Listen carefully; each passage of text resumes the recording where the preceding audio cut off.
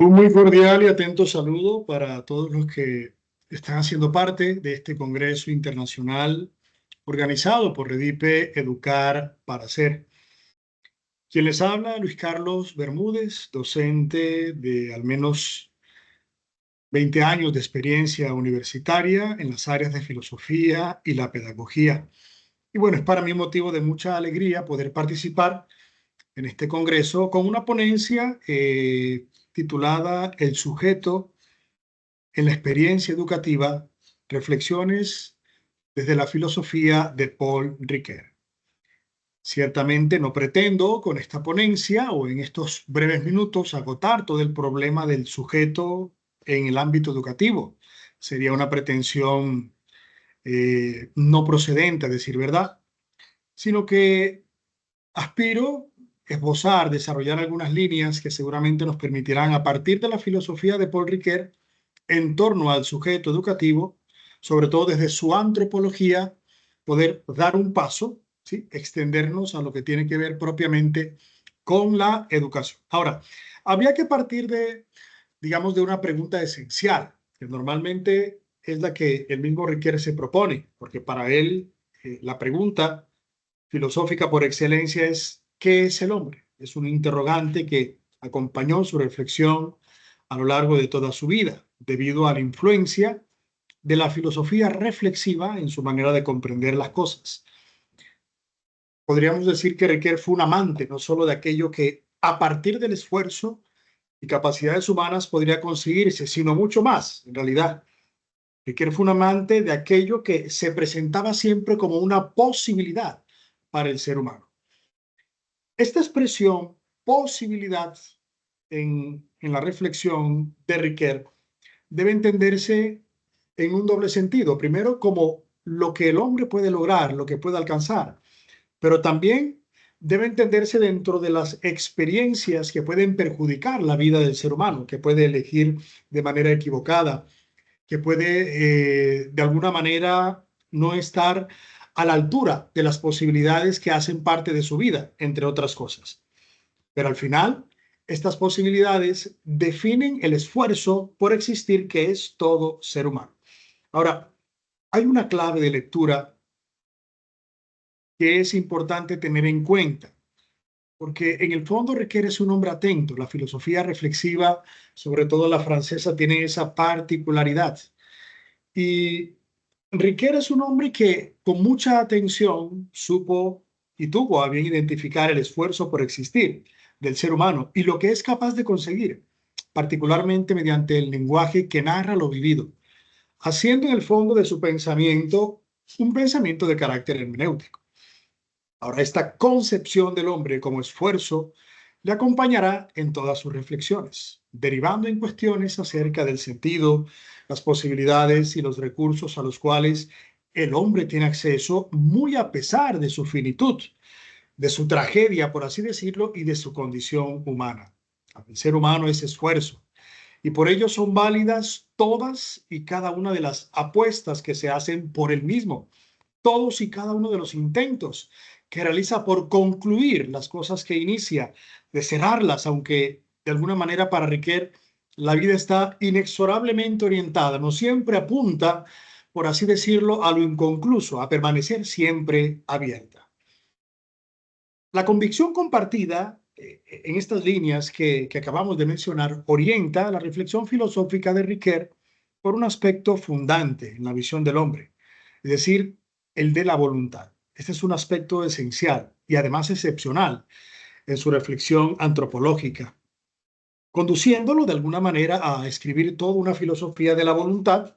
que inicia por allá en el 1933 y que tendría que desarrollarse en tres obras vinculadas, pero separadas. La primera parte, digámoslo así, de esta obra se publicó bajo el título de Lo voluntario y lo involuntario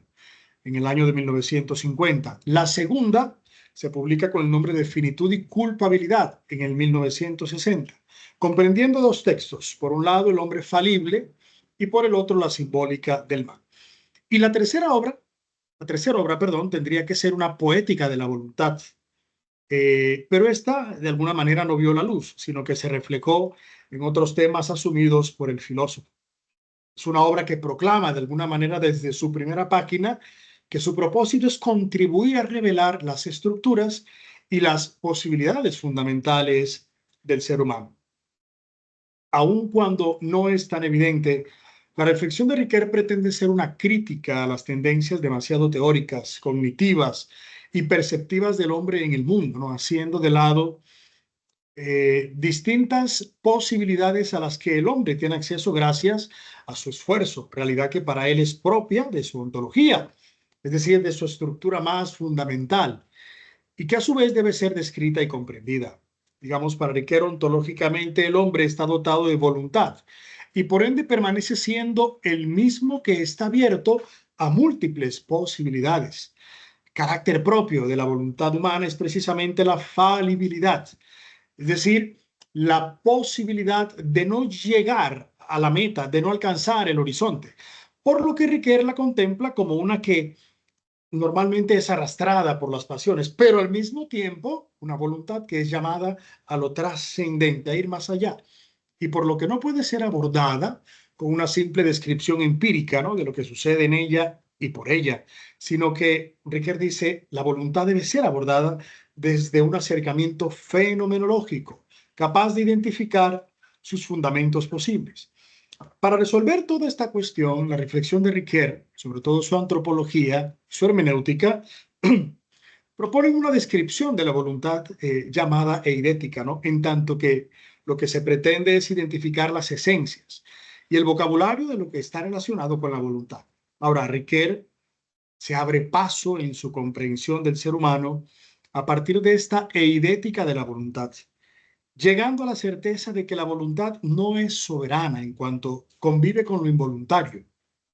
manifestando en la corporalidad las necesidades y de manera particular el dolor. De algún modo, digámoslo así, toda persona experimenta muchas situaciones que se presentan de forma involuntaria. Realidad que toca sus razonamientos, hábitos, toca sus pasiones, particularmente aquellos que le conducen a verse como auténticamente humano y no necesariamente como una tragedia o alguna otra visión un tanto pesimista. Claro que no, porque Riquet no era un pesimista en realidad. La descripción eidética, al ser una descripción fenomenológica,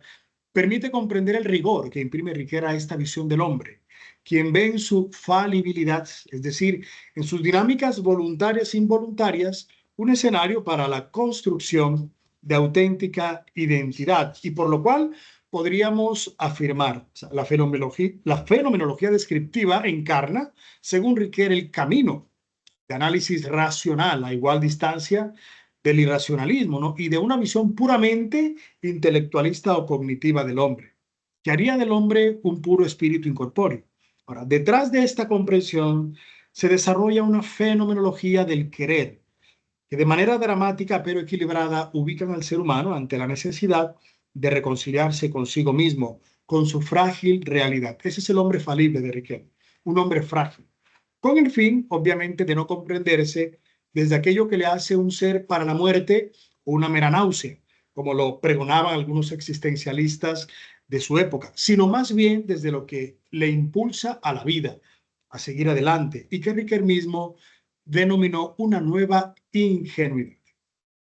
De hecho, dice textualmente Riquet, siempre se hace necesario volver a una segunda ingenuidad, suspender la reflexión que por su parte suspendía la relación viviente de la evaluación con el proyecto de vida. Ahora, para Riquet, el proyecto es la vida misma,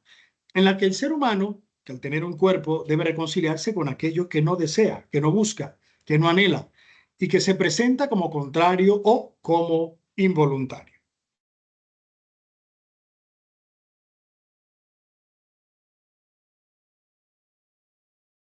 Es como si Riquet, al hablar de lo humano,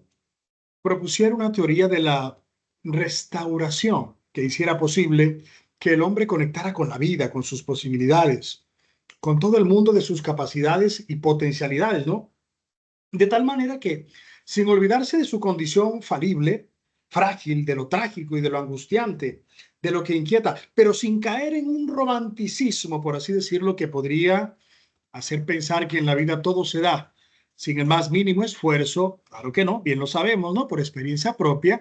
eh, Por ello, Riquet plantea, sin duda alguna, la necesidad de comprender el hombre como un esfuerzo para no anquilosarse, para no estancarse en aquello que le aplasta, sino por el contrario, apuntar siempre a cosas o mejor a experiencias que hacen de la vida una vida fantástica, una vida maravillosa. Es esta concepción del hombre la que posibilita, ¿no?, que en el texto de lo voluntario e involuntario de 1950 se usen tres verbos que permiten una mejor comprensión del hombre como esfuerzo: decidir, obrar y consentir. Ahora, estos verbos de alguna manera exponen la trama en la que cualquier esfuerzo humano se inscribe y son como la huella, ¿no?, del acto de voluntad y sus tres momentos constitutivos, por lo que decir yo quiero significa yo decido, yo muevo mi cuerpo e inscribo mi acción en lo real y por último yo consiento. O sea, estos verbos de algún modo ofrecen una radiografía de la naturaleza humana que integra el pensamiento y la voluntad, por lo que va más allá, ¿no?, de una mera comprensión que se estanca en lo observable y lo biológico, y se adentra más bien en lo intencional, en el sentido, el significado para el que se realizan los actos, en tanto que solo el ser humano podría entender el horizonte de sentido de una acción o de un camino por recorrer. Ciertamente, en la reflexión de Riquet, la voluntad decide según sus motivos, que son diferentes a causas mecánicas, y por lo cual los motivos deben entenderse en primer lugar. O sea, al mismo tiempo, la voluntad tiene el poder para obrar, para lo cual ella misma se vincula a la realidad de cada persona, de cada ser humano. Y en última instancia, digámoslo así, la voluntad puede consentir, que en otras palabras implica el querer una condición particular, y que en este caso sería expresión de lo que se asume como querido y como no querido. Es evidente que la filosofía de Riquet se presenta como una filosofía del sentido, uno que está necesitado de comprensión y realización y que se revela contra cualquier forma simplista y por ende reduccionista de entender las cosas desde lo meramente neurológico. O sea, Riquet apuesta por una recuperación del cogito, pero no en sentido cartesiano, ¿no? No para dejarlo en mero ejercicio del intelecto, como lo proponen no solo Descartes, sino casi todos los modernos, sino más bien como una condición de posibilidad para acceder al sentido de la vida, el mismo que se percibe en el interior de cada persona. Ahora, detrás de esta apuesta, detrás de esta opción, se encuentra la intuición de que la existencia, que experimenta lo voluntario y lo involuntario, debe entrar en diálogo con las diversas manifestaciones de la vida misma, no entendiéndolo como un límite negativo, sino como ya se ha dicho, su condición de posibilidad y su condición para poder actuar. Ahora, esta reflexión que hasta el momento hemos compartido hace posible conectar con la cuestión educativa, sobre todo la que respecta al sujeto educativo. Teniendo presente que la idea del hombre no ha sido la misma a lo largo de la historia, digamos, la educación ha tenido que estructurarse desde esa incertidumbre que podría comprenderse como innata al ser humano,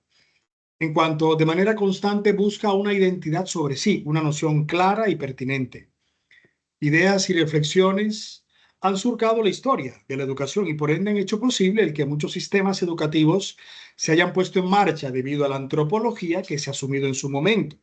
Y por lo que es categórico el que se comprenda que sin una visión del hombre, en otros términos, sin una idea del sujeto, no es posible el desarrollo pertinente de la experiencia educativa.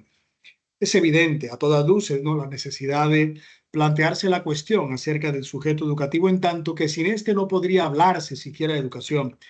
Y por lo que dicho sujeto es la persona humana, capaz de humanismo, capaz de cosas humanas, capaz de enrolarse, de comprender las dinámicas propias de los procesos educativos, pero sobre todo capaz de comprenderse. Ahora, no obstante, no siempre se ha acogido una idea de la persona desde lo que su esencia o naturaleza ofrece, sino que se han presentado, de algún modo, al menos yo lo considero así, ¿no?, parcializaciones por razones políticas, sociales, de progreso, entre otras, promoviendo así una comprensión y consolidación del sujeto educativo un tanto parcializada y por ende carente de integridad. Sirve tener presente este tipo de datos, en tanto que cualquier sesgo relacionado con el sujeto educativo será siempre asumido como un camino equivocado, o mejor, un callejón sin salida, por lo que se propende acoger un fundamento acerca de la persona humana, y en este sentido se debe apuntar a lo ontológico, es decir, a la estructura más profunda, a lo que es natural, a lo que es esencial a la vida misma. En este orden de ideas nos ayuda, sin duda alguna, recordar, por ejemplo, filosofías como la de Max Scheler, que en su texto de 1942, La idea del hombre y su historia, nos propone precisamente una comprensión integral del hombre. En este sentido, en esta comprensión integral del hombre, la que acoge, digámoslo así, lo que es auténtico pero inauténtico, lo voluntario y lo involuntario, es en donde se ubica la reflexión de Riquet. Digámoslo así, de alguna manera podríamos eh, apuntar a que Scheler, entre otros, Riquet, sin duda alguna, que es nuestro protagonista, de alguna manera acogen lo ontológico como algo o como una experiencia estructurante, lo que permite, ¿no?, que se manifiesten las potencias o capacidades propias de un ser, que en el caso del hombre implica reconocer en él toda una serie de capacidades y actividades para las cuales puede y debe educarse, en tanto que las maneras como se debe actuar no se hallan configuradas en la persona. De algún modo se configura el deber ser de las cosas que se va asumiendo, y que es aquí donde la educación, por así decirlo, asume un rol de relevancia capital, debido a la imperativa necesidad de presentarse como experiencia de humanización, en la cual y desde la cual todos los medios necesarios para ello deben ponerse al servicio de esta aventura. Se sobreentiende entonces que la forma como la educación incide en el sujeto educativo será clave, ¿no?, para el desarrollo, sin duda alguna, de todas las capacidades de la persona, de sus potencialidades, posibilitando de esta manera la configuración del deber ser, ya mencionado, pero más aún para la consecución de los fines de la educación, ¿no?, vinculados con la sociabilidad propia de todo ser humano. Podríamos decir, a modo de cierre, digámoslo así, que en torno al sujeto educativo se puede puntualizar el que la filosofía de Riquet facilita un abordaje de la educación a partir de los recorridos trazados ya por toda una tradición educativa y sobre todo por la antropología,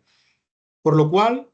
digámoslo así, se revela aquello que es propio de aquel que posibilite el quehacer educativo, manteniendo siempre una mirada abierta a lo que podría identificarse como escenario esencial y natural del sujeto educativo, es decir, su ontología. Esa es la clave para entender la relación entre sujeto y educación, su ontología, propiciando así un abordaje integral, ¿no?, de lo que es el ser humano y por lo tanto un abordaje integral de sus posibilidades, de tal modo que se pueda pasar a la necesidad de humanización, pasar de la educación, de una educación tecnicista, es decir, que simplemente forma para resolver algunas cuestiones, a una educación de corte, de talante humano, esa que exige propiamente la misma naturaleza humana y que le es otorgada de manera contundente por la acción educativa, en cuanto que esta es una experiencia humana. No siendo más, agradezco la posibilidad. Espero que esta ponencia haya podido facilitar algunas líneas de reflexión, pero sobre todo que haya servido para generar incluso muchos más interrogantes que puedan permitir seguir ahondando en la cuestión del sujeto y su relación con la educación, no solo desde la filosofía de Riquet, sino desde muchos otros énfasis o planteamientos filosóficos. Mis mejores deseos para todos.